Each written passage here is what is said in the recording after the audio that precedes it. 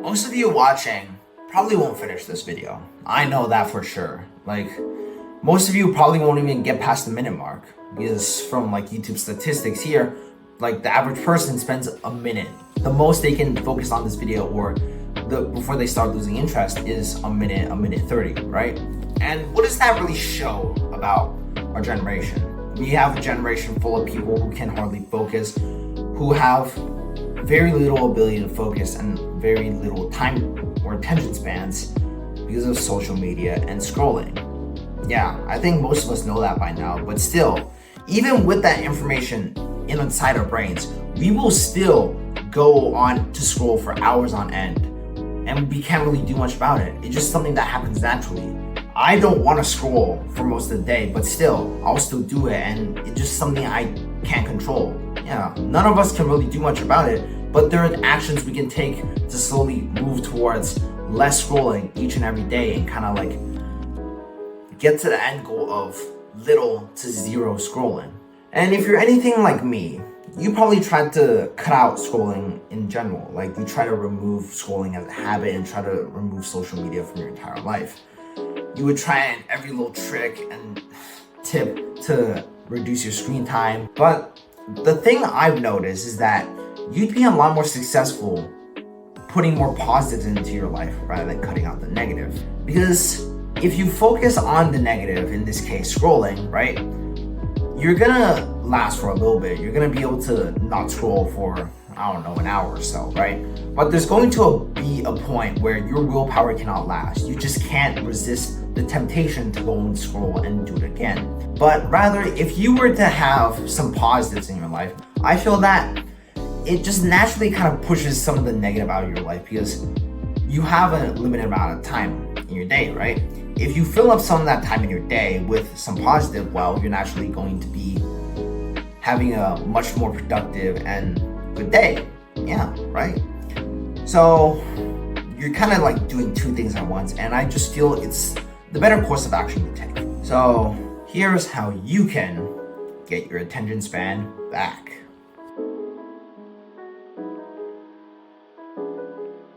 Now, the first thing I want you to do, or most of you watching this video, is something I'm going to recommend very often. And that thing is reading.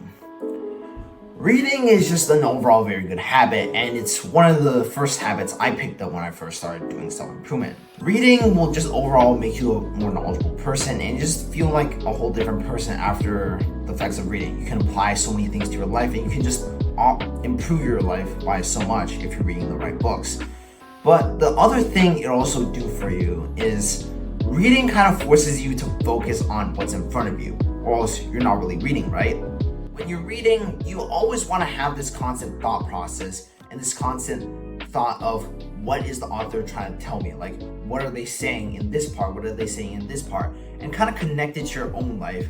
And that's what reading should feel like. You should have some connection, you should have some thought whenever you're reading, and it shouldn't be some mindless thing. If you're reading a book about self-improvement or self-help, try and apply some of the lessons, or try and like visualize what and how you can apply those lessons in your life, because that's what I do whenever I read. And the second thing regarding reading is you should also be in an environment where you can focus.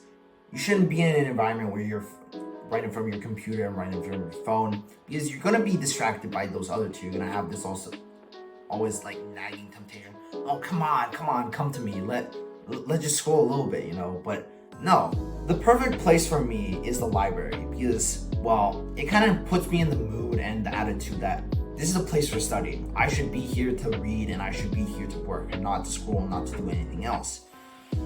And you have to find your own. The library might be a good place for you too, or you might have to create your own little space to read. You could set up a little working space at home, in your basement, whatever. Anywhere that kind of gets you in the mood for work and gets you in the mood to be productive, try and set up an environment where you can do that. And now the second thing I wanted you to do is some sort of like mental stimulation activity.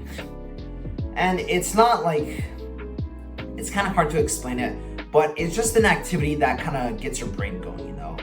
It's like doing brain teasers, doing puzzles, something that just makes your brain think, something that gets it going, something that you feel that your brain's actually working. For me, that activity was playing chess. I remember back in summer when I had too much time on my hands, I would just sit down at the chessboard at home, right? And I would just play chess with myself for a good half an hour straight. And that just felt really good. I felt that I was using my brain, and was a really nice activity to reset myself and just, feel that I'm doing something productive, something that isn't scrolling, something that isn't rotting my brain away. Now, lastly, but not least, is you want to have some sort of mental reset for yourself. This is gonna give you like a short little boost of energy and like a short little burst of concentration, and kind of reset your brain to be able to focus on the previous two habits I've mentioned. Now, this sort of mental reset should be something that you don't really have to think about. It's just something you can do and something that you just feel good. My personal choice for this is some sort of exercise. I could be going for a walk on a trail, or I could be going biking, or maybe like talking to a friend. Those sort of activities will kind of recharge my batteries, and I can go back and do what I need to during the day a lot better.